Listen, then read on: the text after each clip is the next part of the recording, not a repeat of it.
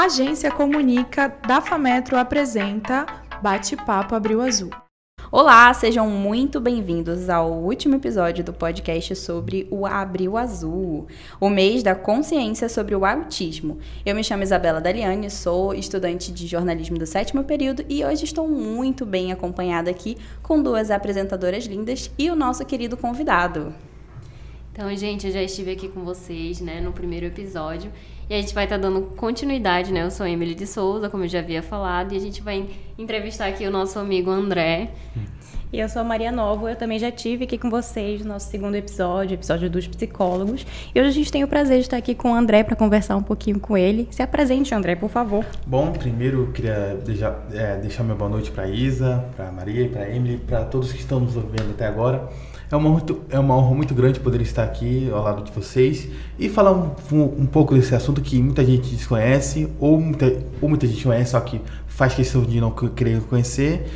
E queremos esclarecer todas as dúvidas sobre o espectro do autismo, porque acho que é uma coisa, só que é completamente diferente do que ele pensa. Então vamos acabar com todas essas coisas que eles acham que pensam.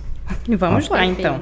André, fala pra gente quais as suas maiores dificuldades no dia a dia em relação ao autismo. Bom, eu posso destacar que a principal dificuldade que eu tenho é a dificuldade de atenção. Por exemplo, eu estou na faculdade, tendo uma aula de um professor, só que acabo pensando em outra coisa. Por exemplo, ele fala de uma coisa, por exemplo, ele fala de sistema de informação, e eu acabo pensando em Big Brother. Pô, aí não tem lógica, né, mano? Aí isso me prejudica muito, porque isso é um assunto muito importante, só que eu acabo pensando em outra coisa. Tipo assim, você tá pensando em que, André? Na Mostra na Bezerra? Eu tô falando uma coisa e você não tá querendo fluir? É isso, né? Existe algum exercício que você faça para melhorar essa situação? Você tenta lidar de outra forma? Eu costumo, no meu dia a dia, eu gosto muito de meditar. Eu gosto muito de meditar, por exemplo. Às vezes, quando eu fico muito nervoso, tenso, eu gosto de meditar. É o seguinte, eu vou fazer uma analogia. É como se eu estivesse deitado num jardim florido, com uma música japonesa ao fundo, e eu estou sendo emanado por essa música. É isso. É um ritual que eu gosto de fazer para ficar calmo. E você escolheu comunicação, social, jornalismo. Como que isso veio assim na sua cabeça, de eu quero isso aí, eu gosto de me comunicar, e como tem surgido essas oportunidades, de você se desenvolver, e assim, essas oportunidades que você tem aproveitado bastante, A gente sabe, assim, que o André, ele tem muitos trabalhos na faculdade, e todos bastante ligados à rádio, à apresentação, em esporte, então ele já tem ali um envolvimento bem grande, André? Como que você descobriu essa paixão? Bom, Emily, posso dizer que eu faço a área do esporte, eu sempre jogava bola também, eu jogava muito como centroavante, mas eu nunca quis ser jogador, eu sempre quis participar, quis sempre falar de futebol porque eu gosto muito de expressar, eu gosto muito de falar sobre as minhas opiniões. Eu sempre, quando eu era muito criança, sempre eu escutava os jogos na Globo, na televisão, e também eu ainda sou um ouvinte muito ácido do rádio, porque eu gosto muito de rádio. Por exemplo, quando eu tenho faculdade e o meu time está jogando, aliás, meu time e qualquer outro time está jogando, eu gosto de sintonizar no meu celular e eu fico escutando o jogo. A narração de rádio é muito diferente para a televisão, porque na de televisão você não tem que falar muito rápido, as imagens estão lá e você fala com calma, passadamente, mas claro, no rádio também tem que fazer isso. Na TV é uma coisa mais calma, mas não é muito rápido. Mas no rádio você tem que escrever tudo, a jogada, você tem que escrever o que aconteceu, um pouco mais rápido, mas com passadamente também. E o ouvinte que está escutando o jogo no rádio, ele imagina como é que está sendo o jogo. Puxa, como é que está sendo isso? Eu não estou vendo na TV. Então, como é que está sendo? Como é que o cara se machucou? Como é que foi o gol? Porque foi um golaço mesmo, Eu estou imaginando como é que está sendo.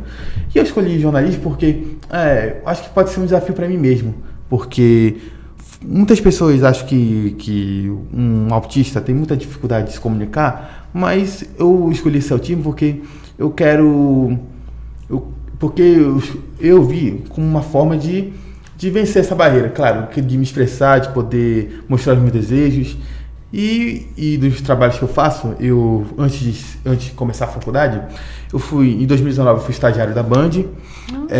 Eu também fiz o podcast, a Isabela também sabe. Nós fizemos o podcast Nossas Fichas, era histórias pra gente contar. Tinha o NF Esporte, que eu apresentava junto com o Vitor Litaife, com o Brian. E também tinha o Flow Podcast, que era o Rodrigo. E também, atualmente, estou no Debate Jovem, né? Que o Debate Jovem é um programa de rádio que passa na TV Câmara, ao vivo, às 10 horas da manhã. Mas, às vezes, nesses últimos dias, estamos gravando, porque lá estão ocorrendo muitos eventos solenes na Câmara. Então, nesses últimos dias, tivemos que gravar as nossas conversas. E eu faço de tudo. Um dia eu fico cuidando da produção, do roteiro. Eu também posso apresentar. E eu também gosto de ler as notas. Eu, sinceramente, eu gosto mais mesmo de ler as notas também. Essa é a minha parte preferida. Eu também gosto de escrever muito, fazer um roteiro. Inclusive, eu estou no projeto novo com o Rodrigo. Nós vamos fazer um documentário sobre o Círio de Santo Antônio, do município de Oriximiná. A previsão é de sair em junho e está sendo um trabalho muito bom, muito gratificante, e estamos fazendo com todo o amor e todo o carinho e esperamos que vocês gostem. Nossa, que demais. Muito bom. Então, a gente percebe, falando com o André, que ele é muito comunicativo, ele já citou vários projetos que ele já participou, ele é bem ativo dentro da universidade, nos projetos dele. Mas a gente tem uma dúvida de como você se sente em relação a ambiente com muitos estímulos sensoriais, como barulho, muitas luzes piscantes. Você tem alguma dificuldade com isso ou não é o seu caso? Bom, sinceramente, eu não tenho dificuldade, porque muitas pessoas... Antes de começar o programa de hoje, nós estávamos discutindo sobre os níveis de autismo. Tem o leve, o médio e o considerado grave. Eu sou um autista de Asper, fui diagnosticado, quase não saí, com esse sintoma em 2020, com o meu psicólogo. Foi um pouco difícil de aceitar, mas eu, com o tempo, fui administrando como esse sintoma. Voltando para a sua pergunta, eu não tenho nenhum problema. Por exemplo, nos fogos de ano novo, que ocorre todo no final de ano, na virada de ano, eu não tenho dificuldade, isso não me incomoda. A única coisa que me incomoda mesmo é o latido do cachorro. Isso é muito chato, que eles latem na minha cara, isso me assusta. Isso me assusta muito. Eu estava voltando para casa, um cachorro do nada apareceu latindo e eu fiquei, nossa, me deu um susto. Eu achei que eu ia infartar e morrer ali mesmo. Mas, sinceramente, eu não tenho problema nenhum com som. Inclusive, eu também gosto muito de ir para essas casas de show também no Midnight Pub. Eu tenho um amigo que o nome dele é Sol, ele se apresenta no Midnight Pub. E sexta-feira ele me chamou para ir pro show dele. Eu fui e foi um show do caramba. Bacana. Legal. Foi massa. E você falou aí, né, André, que você recebeu esse diagnóstico em 2020, né?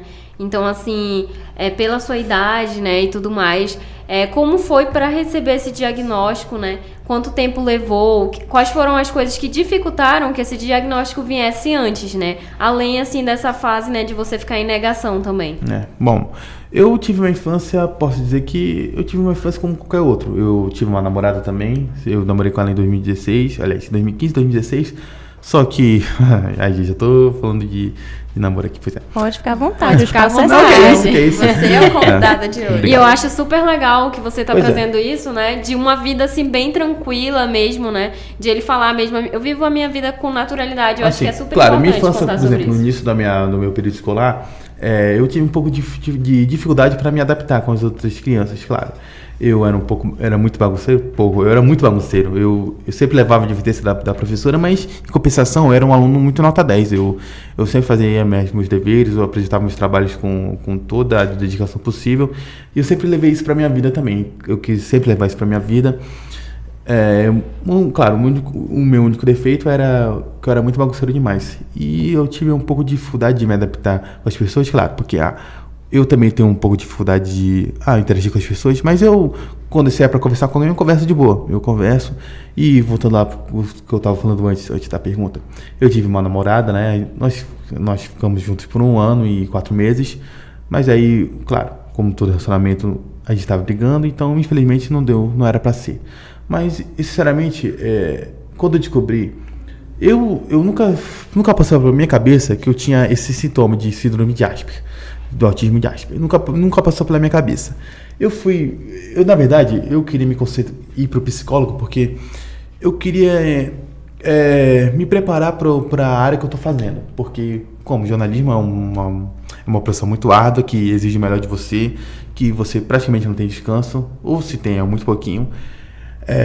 E nessa consulta no meu psicólogo, eu descobri que eu fui diagnosticado com esse síndrome. Claro, no começo eu demorei para me adaptar. Por exemplo, puxa, será que eu posso ser isso, cara?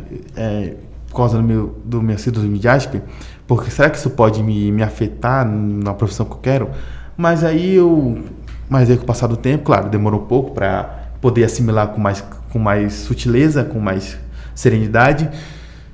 Mas eu com o tempo consegui amenizar tudo isso e eu tô aqui fazendo meus trabalhos, gostando muito também, né? E ganhando muita grana também, que isso é muito importante. Melhor parte. Que você tem muito interesse, assim, no esporte, né? A gente já percebeu, porque você sempre tá falando de esporte, já fez um podcast especial em relação a isso. E um dos fatores que eu queria perguntar de você é em relação à sua memória. Você tem uma memória fotográfica incrível. Vou usar um exemplo. Um dia desse a gente estava na sala e tocou uma vinheta de uma novela muito antiga. Na hora o André lembrou disso. Então, tipo assim, quais os benefícios da tua memória ser tão boa? Porque isso realmente é um talento, André. Bom, sinceramente, agora você me falou daquela novela que você teve uma entrevistada que chamou, que era uma influencer que estava esperando o filho, que ela lembrou de uma música velha infância, só que ela não sabia como a novela tocava. Eu só falei assim, eu falei ao fundo, a novela que você está se referindo é a novela Mulheres Apaixonadas. Pois é. Então, eu posso aderir assim, é que uma coisa me marca, me marca mesmo, que eu quero levar para sempre a minha memória. Por isso que às vezes eu posso dizer que tem uma memória que é, digamos assim, fotográfica. E eu acho que para um jornalista isso é muito bom, uma memória fotográfica, porque, por exemplo, para um roteiro você pode colocar coisas que aconteceram no passado para poder fazer uma boa matéria no futuro. Isso é muito importante também. E eu também gosto de me lembrar de coisas que, por exemplo, que marcaram muitas coisas no mundo, no nosso cotidiano. Por exemplo, como na área de esporte, eu lembro do Tetra do Brasil, em 1994, mesmo não tendo nascido, e do Penta em 2002. Mas só que, apesar da minha pouca idade, mas eu lembro de quando o Brasil foi campeão, na última vez, e que espero que podemos ser na próxima, né? Porque tá demorando. Pois é. Bom, agora continuando. Eu sempre tive essa memória desde criança. Eu vou contar uma história engraçada. Sempre que é época de eleição, quando eu era criança, eu tinha uma habilidade eu podia dizer, inusitada. Eu decorava o nome dos candidatos e o número deles. Meu pai perguntava, meu pai e minha mãe ficavam de boca aberta. Meu filho, como é que tu faz isso? Aí eu explico. Olha, pai, nem eu sei te responder. Só sei que foi assim e aconteceu do nada. Que demais, que demais. Uma relação ótima, né, com a sua família. E como a gente pode ver, né, o André, ele teve um desenvolvimento familiar muito bom, né? Uma infância que ele retrata ser muito boa. E assim, André, os seus pais, eles percebiam alguma coisa? Outras pessoas falavam sobre, tipo, levar o psicólogo, ele tem alguma coisa? Os seus pais ficavam cogitando essa possibilidade de você ter autismo? Como que foi, assim, esse processo na infância também, né? Bom, na infância eu não ia muito para psicólogo. Era mais na minha fase adolescente. Em 2012, quando eu tinha 14 anos, eu sempre ia para o psicólogo, porque sempre quando eu ia me consultar para o médico, eles receitavam para que eu fosse encaminhado para o psicólogo para poder falar sobre quem eu sou, sobre as minhas dificuldades, sobre os meus sentimentos. Só que nunca era uma consulta fixa. Só em 2020 que eu pude ter ideia, a dimensão de que o que eu era de verdade. A verdade, claro, é a verdade que você não quer ouvir, mas você precisa ouvir, porque é melhor você ouvir antes do que ser tarde demais e acaba, sabe, aquela bola de neve, você aumenta e pum, explode. Pois é. Então eu fui pro psicólogo, eu fui diagnosticado com o síndrome de Asperger, mas demorou, por exemplo, posso dizer que demorou 3, 4 meses para ter o diagnóstico de fato. Eu posso dizer o seguinte, que no meu subconsciente eu até podia ter uma fagulha de desconfiança de que eu poderia ter sido enviado. Claro, porque também tinha dificuldade de interação, mas até meu pai falava assim, meu filho, interage com a gente, pô. Mas é que eu não me sentia à vontade lá, porque eu não queria... Não é que eu não queria conversar, porque eu queria mesmo mexer no meu celular, assistir televisão, ler meu livro. É isso, só que eu não queria conversar. Mas eu não tenho, sinceramente, eu não tenho dificuldade de conversar não, porque, como vocês falaram, eu sou um cara muito comunicativo, eu gosto de me expressar os meus sentimentos, as minhas emoções, e é isso, eu vou levando a vida desse jeito e superando as dificuldades todo dia. Então a gente percebe que você foi se condicionando, você mesmo foi superando as dificuldades. E assim, poderia até ter aquela dúvida, até porque você chegou aí no psicólogo quando era criança, mas só quando você deu continuidade, de fato, é uma terapia, um tratamento, você pôde chegar ao diagnóstico. Você acha que alguma coisa na sua vida seria diferente se você tivesse recebido esse diagnóstico mais cedo? Bom, eu posso dizer que talvez se eu tivesse descoberto, talvez, sei lá, claro, eu poderia, por exemplo, poderia não ter... Qual é a palavra que eu posso utilizar para vocês? Não poderia ter... claro, aquela dúvida, né? Aquela dúvida que fica coçando a nossa cabeça. Será que eu sou isso? Será que eu sou aquilo? Talvez eu acho que... Mas, por outro lado, eu acho que não é questão de tempo. Eu acho que você também... Acho que eu, por exemplo, eu disse que eu tive uma infância, uma adolescência como qualquer outro. Eu ia pra festa, eu tinha namorada. Olha isso, gente. Pois é. Mas só que... Aí eu vivi minha vida como qualquer outro. No ensino médio também eu me formei. Eu fiz cursos de informática, de comunicação na Fundação Rede Amazônica, que hoje está no Senac, na Cidade Nova. Olha. E eu, depois terminei, eu vim pra FAMetro, né? Aí durante a FAMetro eu fui pro psicólogo para poder me conhecer mais. Porque, como falei antes, mas não custa nada repetir para quem estiver chegando agora, o curso é muito desgastante, claro, é prazeroso, mas é muito desgastante também. Requer uma força mental muito gigantesca, e por isso que eu vou para o psicólogo mesmo, porque o cara ali concorda. A nossa produção aqui concordando em peso. Verdade. E por isso que eu vou para psicólogo também, porque, eu vou até falar uma coisa. Eu também fico, um defeito meu, eu fico muito nervoso com muita facilidade. Cara, eu me estresso com facilidade que eu sou até capaz de quebrar a cara de alguém. Por favor, corta isso, tá, gente? Eu preciso confessar que eu sou exatamente assim. Assim, porque... Todo mundo tá te entendendo, André. O nosso público com certeza tá te entendendo. Sabe, às vezes todo mundo aqui, eu não vou falar por mim, porque eu também tenho um lado perfeccionista, porque eu não quero errar. Eu não quero errar porque eu quero fazer a coisa certa. Eu não quero apresentar um trabalho vou fazer isso e pronto. Vou fazer isso e desse jeito e seja o que Deus quiser. Não, porque... Já mostra que você é fora da curva, né? Porque isso aí a gente não leva muito a sério, né? Tá entregando os trabalhos dele aí com excelência, né? Coisa que eu tão... Inclusive tem o TCC, a gente tá na época do TCC, né? Que já tô arrancando meus cabelos aqui por causa desse TCC. Que a gente achava, né? Se esse já era ruim, agora vai ficar pior, né? Olha o conselho conselho do André, viu? Não, mas é melhor falar isso do que... Porque eu não quero enganar ninguém aqui, né, cara? Eu não quero enganar ninguém, não. É um cara honesto. Vou preparar ele pro pior. Pra que ele esteja preparado logo. Sim. Pois aí continuando, eu ficava muito nervoso com facilidade, mas eu tô tentando me acalmar. Eu também tomava remédio para pressão também. Eu tomo muito chá de erva doce também. Antes de dormir, eu tomo chá de erva doce. Alguém tá vindo no fundo, aí eu tomo muito chá de erva doce para me acalmar. E eu também escuto uma música, por exemplo. Não sinceramente uma música, mas eu coloco no meu celular a música da chuva caindo lá, porque é um som muito refrescante, né? Um som suave. Eu fecho meus olhos, eu medito e quando eu percebo já estou no mundo dos sonhos. É um exercício que eu faço todos os dias. Eu chego em casa, eu assisto pouco televisão, eu vou jantar, aí eu vejo minhas redes sociais, aí depois eu vou dormir. Bom, como você falou, André, você foi fazer terapia mais para se autoconhecer do que, de fato, para fazer o diagnóstico. Nesse meio tempo, você percebia que as pessoas davam sinais, tipo assim, nossa, esse menino deve ser especial.